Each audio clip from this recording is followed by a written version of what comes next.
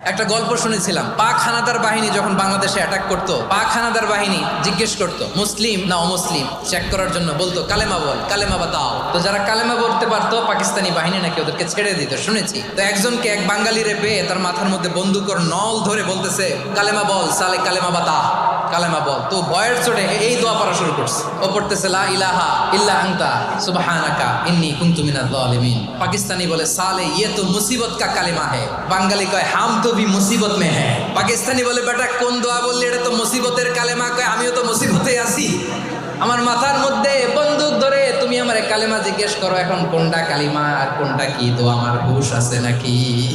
লা ইলাহা ইল্লা আনতা সুবহানাকা ইন্নী কুনতু মিনাজ জালিমিন। বিষ্ণুই বললেন দেয়ালে পিঠ থেকে গেলে, চোখে মুখে অন্ধকার, বাঁচার কোনো উপায় নাই, তখন এই দোয়াটা পড়তে হবে। এই দোয়া পড়ে আল্লাহর কাছে ফরিয়াদ করলে বিপদ মুক্ত করবেন কে?